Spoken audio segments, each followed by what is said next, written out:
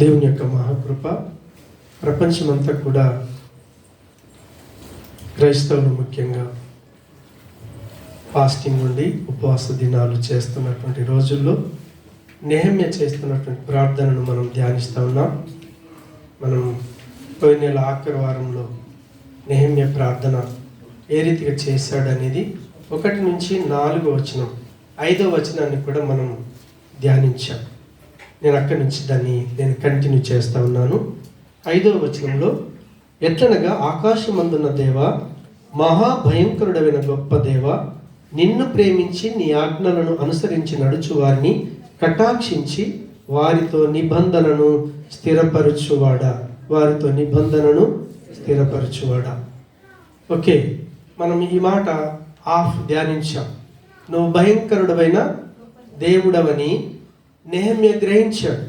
నిజంగా మనం ఎవరికి భయపడాలి అని అంటే, మనం అధికారులకు భయపడతాం, రాజులకు భయపడతాం, ఎవరెవరికి భయపడతాం.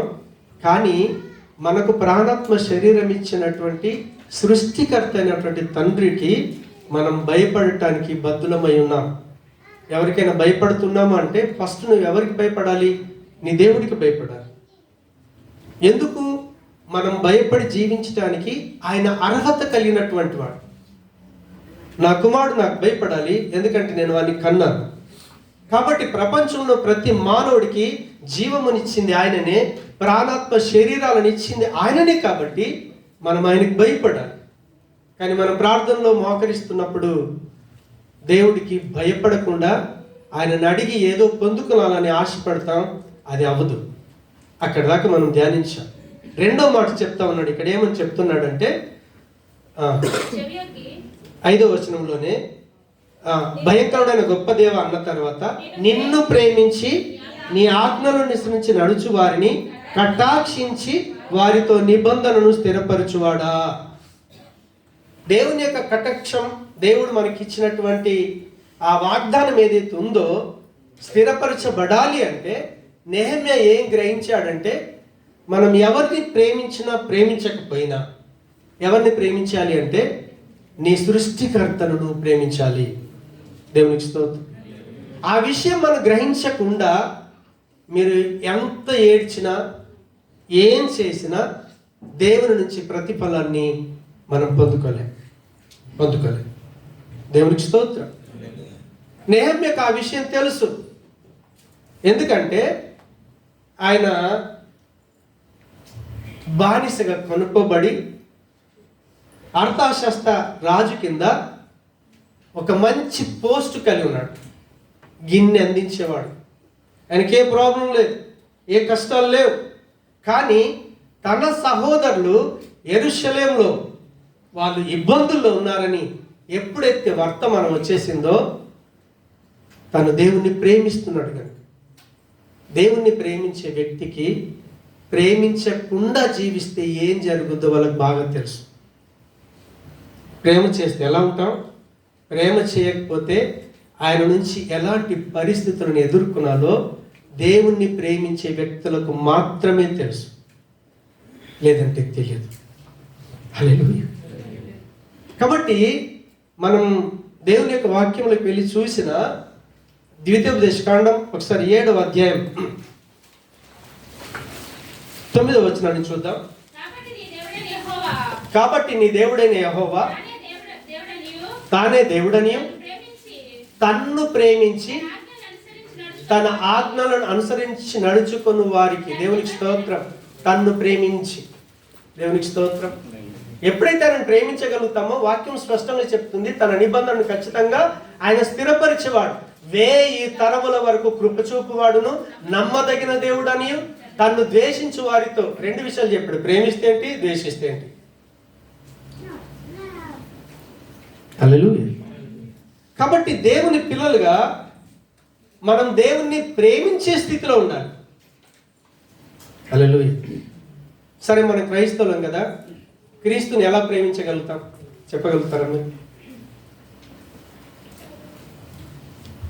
యేసు ప్రభు నేను ప్రేమిస్తున్నాను అనటానికి ఒక రుజువు చెప్తారా మీరు? ఓకే, నేను ఆజ్ఞల గురించి ముందుకు వెళ్తాను, ప్రేమ గురించి మాట్లాడుతున్నాను. నిజంగా ప్రేమించేవాడు ఆజ్ఞలు పాటిస్తాడు. దేవునికి స్తోత్రం. యేసు ప్రభును మనం ప్రేమించాలంటే ఎలా ప్రేమించగలుగుతాం? ఎలా ప్రేమించగలుగుతామంటే యేసు ప్రభు ఏమై ఉన్నాడో మనకు తెలియాలి. ప్రత్యేకంగా సంఘస్థులకి 1 కొరింథీ 12 ఏమిటో చూడకుండా ఒకళ్ళు చెప్పగలిగితే, చూడకుండా చెప్పటానికి, లేదంటే చూడండి.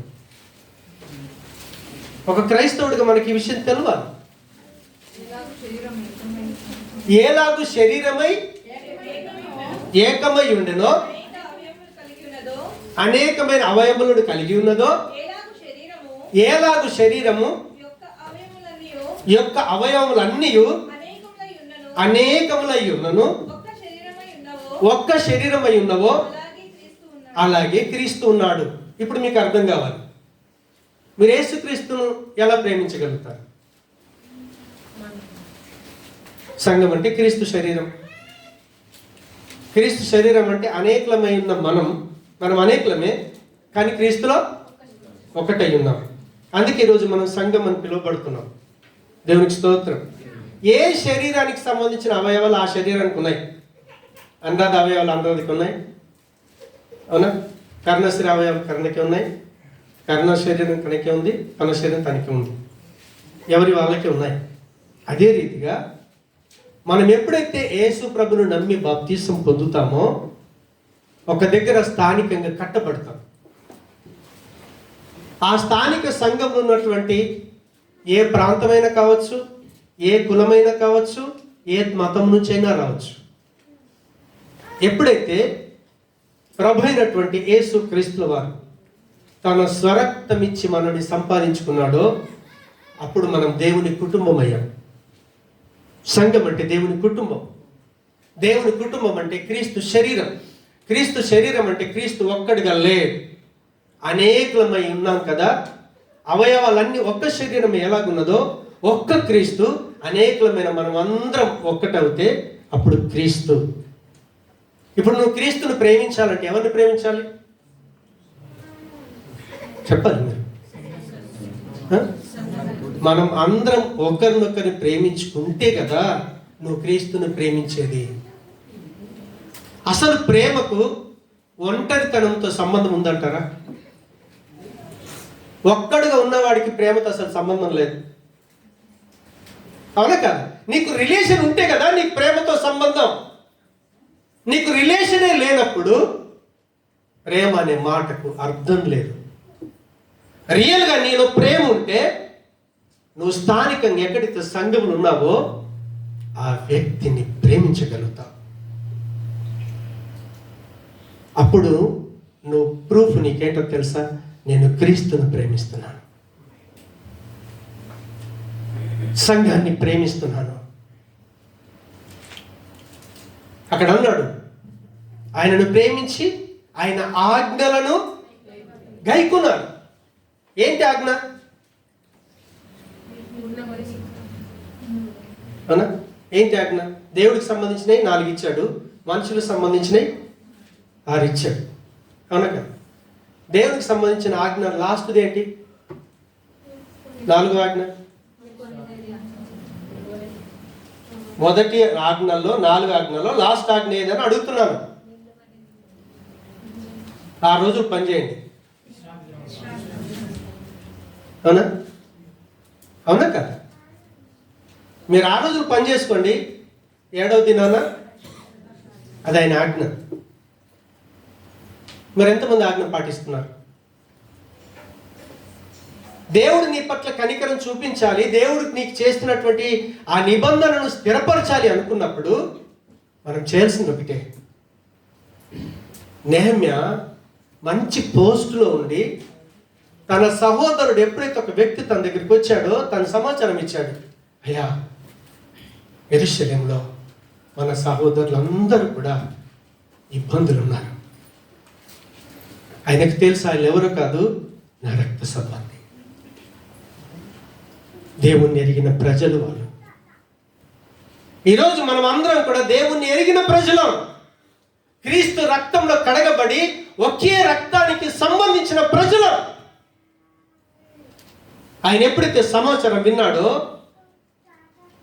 నిజంగా దేవుణ్ణి ప్రేమిస్తున్నాడు కాబట్టి ఆయన ఏడవకుండా ఉండలేకపోయాడు. ఆయన వాళ్ళ కొరకు ప్రార్థన చేయకుండా ఉండలేకపోయాడు. ఆయన ఈరోజు మనం ఉపవాసం ఉండి ప్రార్థన చేస్తున్నాం, కానీ మనం ఆ బేస్లోకి వెళ్ళకపోతే, నెహెమ్యాలాగా అసలు విషయాన్ని గ్రహించకుండా మనం ప్రార్థన చేస్తే, మీరెంత ప్రార్థన చేసినా దేవుని నుంచి రావాల్సినటువంటి దీవెన కావచ్చు, నువ్వు దేన్ని సాధించాలని దేవుని యొక్క సముఖంలో ఉపవాసం ఉండి ప్రార్థన చేస్తున్నావో దాన్ని నువ్వు సాధించలేవు. శత్రుల మధ్యన 52 రోజుల్లో ప్రాకారాన్ని కట్టి ముగించాడు. నటించు,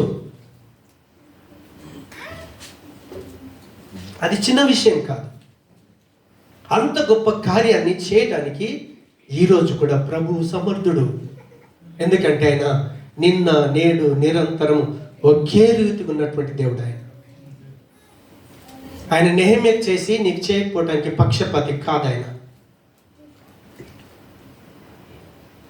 నెహెమ్యా కొరకంటే ముందు నీ కొరకు నా కొరకు ప్రాణం పెట్టి ప్రేమించిన దేవుడు ఆయన. మన కొరకు చనిపోయిన తర్వాతనే, క్రీస్తు చనిపోకంటే ముందు ఎంతమంది భక్తులు ఉన్నారో వాళ్ళ దగ్గరికి వెళ్ళి అప్పుడు ప్రభు సువార్త ప్రకటించాడు. ముందు మనమే ధన్యులం. మనల్ని ప్రాణం పెట్టి ప్రేమించిన ప్రభు ఆయన.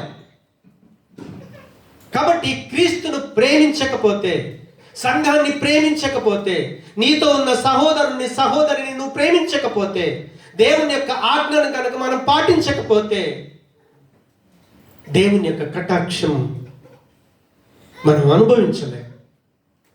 నామకార్థంగా ఒక క్రైస్తవుడిగా మనం పేరు చెప్పుకొని ఆయన సముఖానికి వచ్చి వెళ్ళిపోతామే తప్ప, ఇందాక ప్రభు ధ్యానించాము, నేను ద్వారాన్ని, నా ద్వారా ఈ లోపల ప్రవేశించబడిన వాడు రక్షించబడతాడు, వాడికి ఇక్కడ ఆహారం దొరుకుతుంది. నీ ఆత్మకు కావలసిన ఆహారం ఆయన సముఖంలో దొరుకుద్ది. ఆయన సముఖంలో ఏ ఆహారం అయితే మనం పొందుకోబోతున్నామో ఆ సముఖమైనటువంటి సంఘాన్ని, సంఘములున్న బిడ్డలను మనం ప్రేమించకపోతే దేవుని నుంచి ఎలాంటి ఆశీర్వాదాన్ని పొందుకోలేము. దేవునికి స్తోత్రం.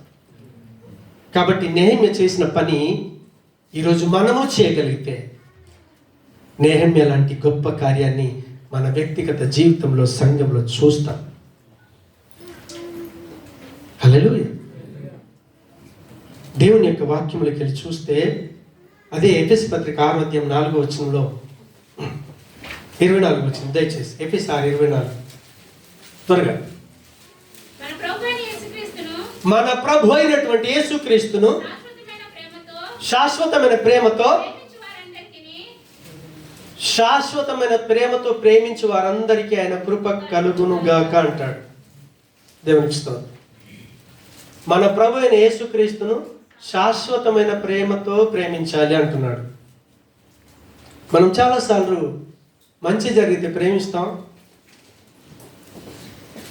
చెడు జరిగితే ప్రేమిస్తామా? బైబిల్లో చాలా భక్తుల యొక్క జీవితాలు ఉన్నాయి.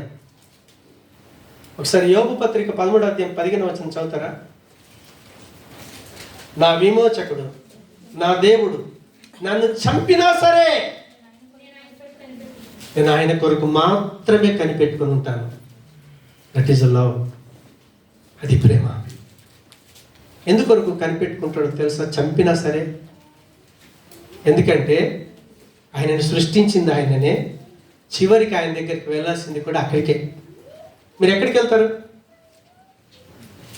మీరు మాట్లాడాలి. నేను దేవుడు లేని చోటుకు వెళ్తాను అనుకునే వాళ్ళు దేవుని ప్రేమించలేరు.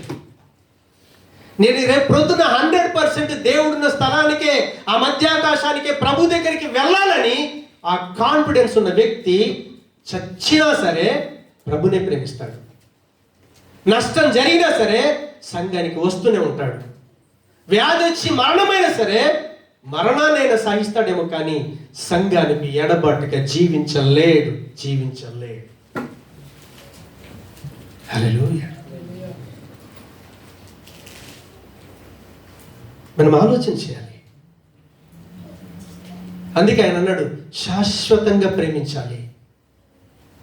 అప్పుడు దేవుని యొక్క కృపను పొందుకుంటాం, కనికరాన్ని పొందుకుంటాం, ఆయన కటాక్షాన్ని పొందుకుంటాం. ఆయన మనతో ఏ నిబంధన అయితే స్థిరపరిచాడో ఆయన అంటాడు, నేను వెళ్తున్నాను, మళ్ళీ వస్తాను, నేను మీ కొరకు స్థలాన్ని సిద్ధపరచడానికి వెళ్ళాను, ఖచ్చితంగా 100% వస్తాను, మిమ్మల్ని తీసుకొని వెళ్తాను. ఆయన అబద్ధం ఆడతాడా? తన నిబంధనను స్థిరపరచుటకు ఆయన అసమర్థుడా? కాదు. ప్రేమించలేక పోగొట్టుకుంటాం. ఆయన శాశ్వతమైన ప్రేమతో నిన్ను నన్ను ప్రేమించినప్పుడు మనం కూడా కష్టం కలిగిన, నష్టం కలిగిన, లాభం వచ్చిన, వ్యాధిగ్రస్తులమైన, ఆరోగ్యవంతులమైన ఈ పరిస్థితులకి దేవుడి ప్రేమకు సంబంధం లేదు. నేను బాబును కన్నాను, కొడుకుగా ప్రేమిస్తున్నాను, తండ్రిగా వాడు ప్రేమించాడు. వాడు నల్లగున్నా, పొట్టిగున్నా, అనారోగ్యంగా ఉన్నా, ఆరోగ్యంగా ఉన్నా, రేపొద్దున దొంగ అయినా, రేపొద్దున పెద్ద ఇంజనీర్ అయినా, పెద్ద సేవకుడైనా, ఈ ప్రేమకి, మా రిలేషన్కి అడ్డు అనేది ఉండదు. ఇక్కడున్న నాతో సహా మనం అందరికీ కూడా మనకు ప్రాణాత్మ శరీరం ఇచ్చింది ఆయననే. రేపొద్దున నా ఇంటికి నేను వెళ్తానని నిరీక్షణ ఎవరిలో అయితే ఉంటుందో వాళ్ళు 100% ప్రభువునే ప్రేమిస్తారు, సంఘాన్ని ప్రేమిస్తారు, సంఘములో ఉన్న వ్యక్తులను ప్రేమిస్తారు. నువ్వు సంఘములో ఉన్న వ్యక్తులను ప్రేమ చేసినప్పుడు నువ్వు క్రీస్తును ప్రేమిస్తున్నావనటానికి వాక్యం ఆధారం కలిగి ఉంటావు. ఏదో నా మటుకు నేను వచ్చాను, నా మటుకు నేను వెళ్ళిపోయాను, నీ ఒంటరి బతుకు ప్రేమతో సంబంధం లేదు. నీలో కనుక ప్రేమ ఉంటే, యేసు ప్రభును నమ్మి బాప్తిసం పొందినప్పుడు పరిశుద్ధాత్మ అనుభవంలోకి గనుక వస్తే, ఆ పరిశుద్ధాత్మ దేవుడు దేవుని ప్రేమను మన హృదయాల్లో నింపుతాడు. ఆ ప్రేమను మనం ప్రకటించే బద్దులమై ఉన్నాం. అందుకే నెహెమ్యా జ్ఞాపకం చేసుకుంటున్నాడు, అయ్యా నిన్ను ప్రేమించే వారి పట్ల నువ్వు కటాక్షం చూపించే దేవుడు. నీ ఆజ్ఞల్ని పాటిస్తే నువ్వు ఇచ్చిన నిబంధన స్థిరపరిచేటటువంటి వాడు. అది ఎప్పుడైతే తను జ్ఞాపకం చేసుకున్నాడో, తను ప్రార్థనలో మోకరించడానికి ఒక్కొక్క స్టెప్ ఎన్నుకొని ఆ ప్రేమను గురించి జ్ఞాపకం చేసుకుంటా ఉన్నాడు. దేవునికి స్తోత్రం, హల్లెలూయా. అదేవిధంగా 6వ వచనానికి వెళ్దాం. దేవునికి స్తోత్రం. సరే, ఒక్క మాట. ఎబ్రీ పత్రిక 10వ అధ్యాయం 24-25 వచనాలు చూద్దాం త్వరగా.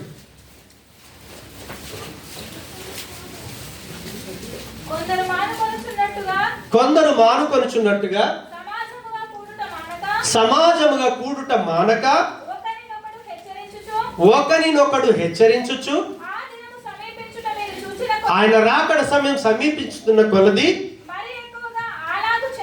మరి ఎక్కువగా అలాగు చేయుచు, ప్రేమ చూపుటకును సత్కార్యములు చేయుటకును ఒకరినొకడు పురికొల్పవలనని ఆలోచింతము. ఈ ఆలోచన మనకు ఉండాలి. దేవునికి స్తోత్రం. మనం మానేసిన వాళ్ళని మార్గదర్శకంగా తీసుకుంటాం. హల్లెలూయా. లేకపోతే వాళ్ళు ఉపవాసం ఉంటున్నారు కాబట్టి నేను ఉపవాసం ఉంటాను మార్గదర్శకంగా తీసుకుంటాను. వాడు ఎందుకొరకు ఉపవాసం ఉంటున్నాడో, నువ్వు ఎందుకొరకు ఉంటున్నావో తెలియదు. దానివల్ల ప్రయోజనం లేదు. బయట పరిస్థితులు బాగాలేవు.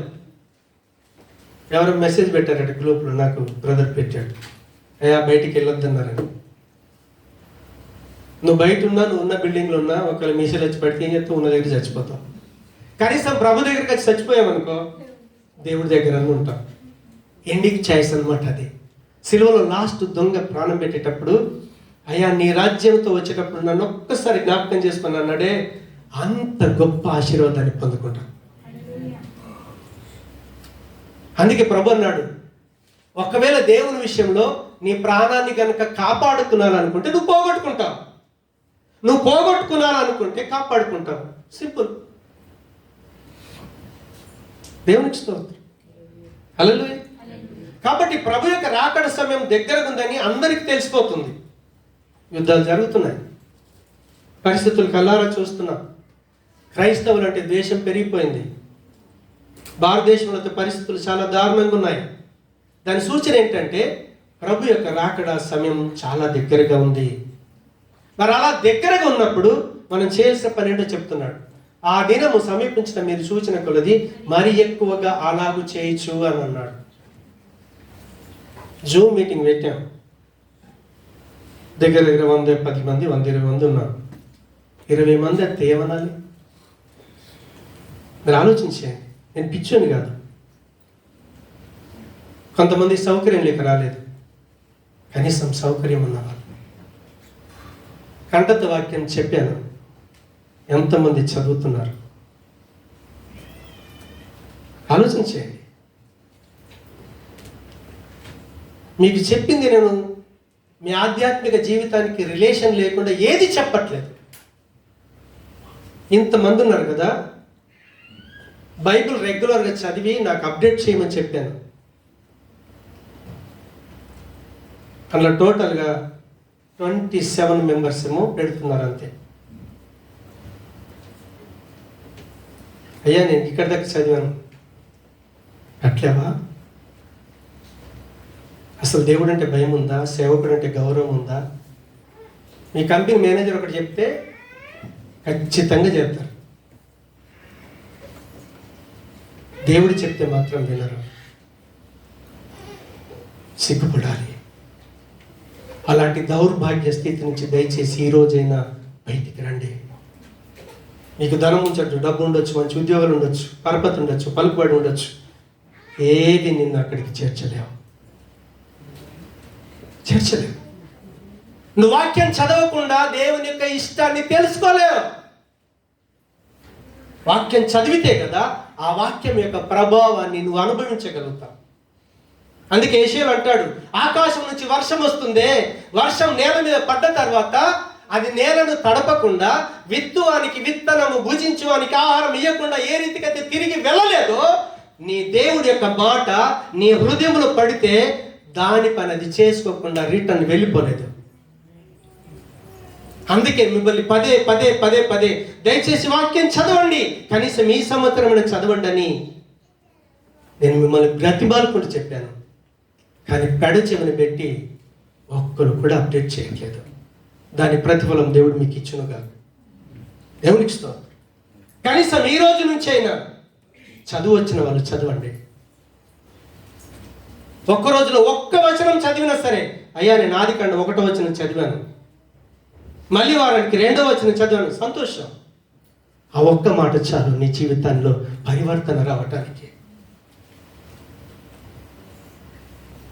స్త్రీలు కూడా చాలా మంది అప్డేట్ చేస్తున్నారు, జెంట్స్ కూడా.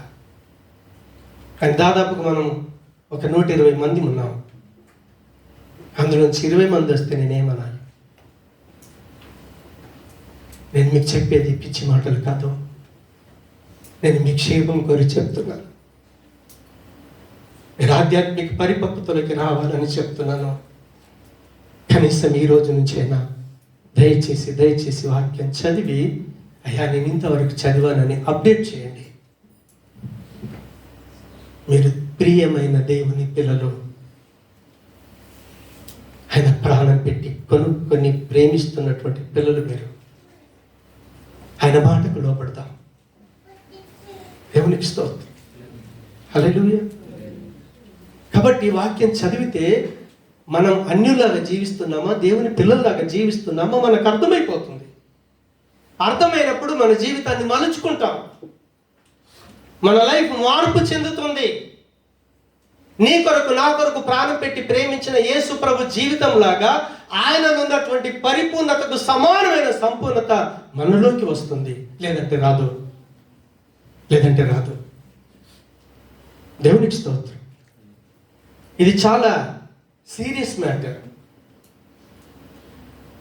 మీరు దాన్ని ఎమర్జెన్సీగా యాక్సెప్ట్ చేయాల్సిన విషయం. యుద్ధం జరుగుతున్నప్పుడు ఎమర్జెన్సీ విషయాలు ఎలా చెప్తారో, ఏ క్షణాన చచ్చిపోతామో తెలియదు. వినొచ్చిందా? బాంబు ఇక్కడ పడొద్దని రూల్ ఏం లేదు. కానీ చచ్చిపోతే ఎత్తబడే స్థితిలో ఉన్నావా? అది ఆలోచించి అందుకే నీ ప్రభుని ప్రేమించు. ఆయనను ప్రేమిస్తున్నాను అనటానికి ఆయన మాటల్ని చదవాలి, వినాలి. చిన్నపిల్లలు ముద్దు ముద్దుగా మాట్లాడుతుంటే, సిలివి మాట్లాడుతుంటే మళ్ళీ మళ్ళీ వింటాను. ఎంత ప్రేమ ఆ చిట్టి చిట్టి మాటలు. ఆ రీతిగా నీ దేవుడితో నువ్వు మాట్లాడాలి. ఆ రీతిగా నీ దేవుని మాటలు నువ్వు చదవాలి. చదువుతున్నప్పుడు అందులో ఉన్నటువంటి వెలుగు ఏదైతే ఉందో, అందులో ఉన్న మంచి ఏదైతే ఉందో మన హృదయంలో నాటబడుతుంది. మనల్ని మోసం చేసేది హృదయం. ఇది అన్నిటికంటే మోసకరమైందని దేవుని యొక్క వాక్యం చెప్తుంది. నీ హృదయం నిన్ను మోసపరచొద్దు అని అంటే ఖచ్చితంగా నువ్వు దేవుడి యొక్క మాటలు చదివి తీరాలి. వారంలో ఒక్కసారి చర్చికి రావటమే మనకు చేత కాకపోతే ఇంటికి వెళ్ళి 24 గంటలు మీరు చేస్తారు. దేవుడితో ఎంత సమయం గడుపుతున్నారు? ప్రార్థన చేస్తున్నారా? వాక్యం చదువుతున్నారా? ఆలోచన చేయండి. క్రైస్తవ జీవితం ఒక్కొక్క వ్యక్తికి వ్యక్తిగతంగా సంబంధించింది, సమూహంగా సంబంధించింది కాదు. సంఘం ఎత్తబడుతుంటే సంఘం ఎత్తబడుద్ది. నీకు నీ పర్సనల్గా నీ ప్రభుత్వ రిలేషన్ ఉంటే ఎత్తబడి గంపులో నువ్వు ఉంటావు. సున్నితం ఎత్తబడుతుంది కానీ నేను ఎత్తబడతా అనుకుంటే కొట్టుకున్నారు. అప్పుడు నా దగ్గరికి పోతుంటే నేను చూస్తున్నాను అనుకో, అప్పుడు ఏడ్చినా ప్రయోజనం లేదు. కాబట్టి ఆ స్థితి నుంచి బయటకు వద్దాం. దేవునికి స్తోత్రం. హల్లెలూయా. అందుకే నెహెమ్యాకు తెలుసు, ప్రభువును ప్రేమించాలి, ఆయన ఆజ్ఞల్ని పాటించాలి. హల్లెలూయా. అలా పాటించగలిగితే నువ్వు చేసే ప్రార్థనకి జవాబు పొందుకుంటావు, లేదంటే పొందుకోలేవు. కనీసం ఈ రోజు నుంచైనా దేవుణ్ణి ప్రేమించడం నేర్చుకుందాం. సంఘంలో ఉన్న ఒకరినొకరు ప్రేమించడం నేర్చుకుందాం. మీరు ద్వేషించుకోకండి. ద్వేషిస్తే ఏంటో కింద చెప్పాడు, దాన్ని నేను ఎక్స్ప్లెయిన్ చేయట్లేదు. మనమంతా ఒక కుటుంబం, మనం దేవుని పిల్లలం. దేవుడికి క్రీస్తు ప్రియమైన బిడ్డని సాక్ష్యం చెప్పాడే, పనికిరాని మనం కూడా ఈరోజు ప్రియమైన పిల్లలమయ్యా. కాబట్టి ఆయన ప్రియమైన పిల్లలమైనప్పుడు ఆయనను ప్రేమించాలి. నీకు ఉద్యోగం ఊడిపోయినా, మంచి ఉద్యోగం వచ్చినా, వ్యాధి వచ్చినా, మరణం వచ్చినా, డబ్బులు వచ్చినా, డబ్బులు పోయినా, దానికి దీనికి సంబంధం లేదు. హల్లెలూయా. లాజరు జీవితాన్ని మన కళ్ళ ముందు ఎందుకు పెట్టాడు? ధనవంతుని పెట్టాడు, లాజర్ను పెట్టాడు. దగ్గర తీసే నాథుడు లేడు. ఒంటి మీద కుక్కలు వచ్చి నాకుతుంటే కనీసం ఆయనను ఆదరించి కొట్టేవాడు లేడు. కానీ తను అబ్రహాము రొమ్మున అనుకున్నాడు. కాబట్టి నీ ధనం పనికిరాదు, నీ హోదా నీకు పనికిరాదు, నీ డబ్బు నీకు పనికిరాదు. దేవుణ్ణి ప్రేమించు, సంఘాన్ని ప్రేమించు. నీ డబ్బు ఉంటే నువ్వు అనుభవిస్తావు. నీలో ప్రేమ ఉంటే ఆ డబ్బును సైతం కూడా లెక్క చేయవు. ప్రాణం పెట్టిన దేవుడికి ఎంతమంది మీరు దశంభాగాన్ని ఇస్తున్నారు? ఎన్ని చెప్పిన సేవకుడు ఈ మాట తీయదు. ఆ మాట తీయకపోతే మీకు ఆశీర్వాదం లేదు. కాబట్టి ఈ సమయంలో కొద్దిసేపు దేవుణ్ణి మోకరించి అడుగుదాం, ప్రభు ఈ రోజు నుంచి అయినా మేము నిన్ను ప్రేమించాలి. మా ఉద్యోగాన్ని ప్రేమిస్తున్నాం, మా భార్యని ప్రేమిస్తున్నాం, మా పిల్లల్ని ప్రేమిస్తున్నాం, మాకున్న హోదాను ప్రేమిస్తున్నాం, మాకున్న పలుకుబడిని ప్రేమిస్తున్నాం. కానీ ఈరోజు నిన్ను ప్రేమించాలి స్వామి. నీ శరీరాన్ని ప్రేమించాలి. నీ శరీరం అని పిలువబడుతున్న మా సహోదర సహోదరులను ప్రేమించాలి. ప్రేమించే మనసు నాకు దయచు. నీ ఆజ్ఞలు పాటించమన్నావు నాయన.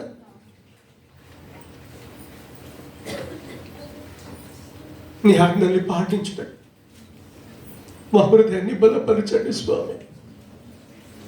మీరు అక్కడ సమయం ఎక్కువగా ఉంది, దగ్గరగా ఉంది. కాబట్టి సమాజంగా కూడుకుంటా మానొద్దు. ప్రతి వారం సంఘానికి రావాలి, ప్రతి కూడికలో పాలు పొందాలి. అయా ఉపవాస ప్రార్థనలు ఉన్నాయి, జూమ్లో ప్రేయర్స్ ఉన్నాయి, ఫ్యామిలీ గృహాల్లో ప్రేయర్స్ ఉన్నాయి, క్యాంపుల్లో ప్రేయర్స్ ఉన్నాయి.